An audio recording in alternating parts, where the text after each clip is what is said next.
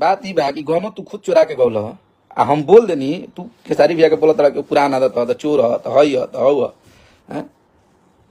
हमेशा जब बोला तब वो पिंटू प्रेमिया हई तो वही के देखो सा तो वही के खुले दस जान जा ना तो के सही में हम लता बना दे जान जियो सा बोला तरह एने जहाँ फोन करा तरह मैनेज करा खातिर कहा तरह कि हाँ ई अपन जहाँ पे फोन करता था कि मैनेज करवा दीजिए भैया, उनसे बोल रहा है कि भैया खेसारी भैया को कि वो हमार दुश्मन है, ओकरा खातिर हम बोली ला हमेशा उ हमरा के चले नहीं दे तो हमारा केस करवा दिले बा हमरा पता हई हो इनका के भैया समझा दी कहे बीच में आवत रह हैं। अब इन्हें लाइव आके कहता कि हमनी के दूगो भाई में लड़वा होता रहा, आज तक वो भाई के कबो तू भैया तक नहीं कहले जोन भाई के हमेशा उल्टे पुल्टे बोलले बड़ा बंद कैमरा में बैक पीछे हमेशा उल्टे सीधा बोलले बड़ा, आज तक वो बड़ भाई मन नहीं कह हैं। तो मैंने अगर तू बड़ भाई मनता तो तारा के छोट भाई माने से इनकार तो ही करता हैं। तो तू आज तक मन नहीं कह जरा के बड़ भाई तू तारा के छोट भाई कैसे मान दी। रहल बात तू हमारा के सही जगह फोन करके कहले बड़ा कि एकरा के छोड़ावे के भाई ढेर एकरा में पावर हो गइल बा तो हई हो गइल बा, तू तो कबो रही ई याद रखियो। ई जात पात के कौन चीज हम तो ब्राह्मण हई ऐसे कहबा खेसारी भैया तो जादू हवे तो काहे जादू से हमारा प्रेम ना हो। हमरा संगवा जितना लोग बाने उ सब जादवे हवे आ परम मित्र हवे,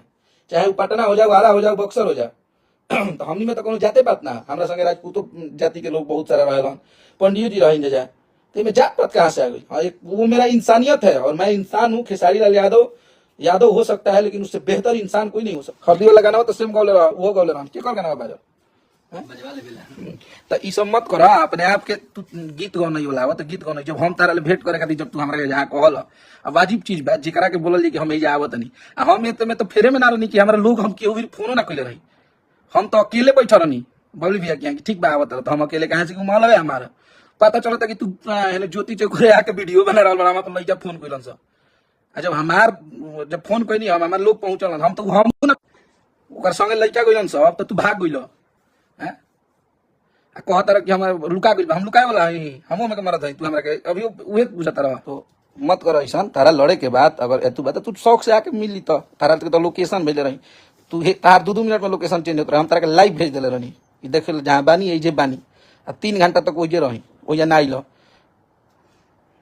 तो मत कर ऐसा। आ वो खेसारी भैया के फोन आइल डांटे लगला हमरा के उनके हम बतैलहु ना रहनी हम जानत रही कि बतैती तो भाभी हो जी हमरा पर वो लगतन डांटे तो ऐसे ऐसा मत कर। केहू के भैया केहू के घर में आके तू चैलेंज करब कि मिल तो केहू तिमतिमाई या मिली ई जान लिह वो हमारा संगे होके चाहे जितना लोग लाइव देखता है ओकरा संगे होके ऐसे मत कर। आ तू अपने आप के बहुत तू मत कर तू जादू समझ कहता जादू समाज अगर खेसारी भी तारे जाति के सब कोई माने टुन टुन माने मसूरिया माने हैं मोनू अलबेला माने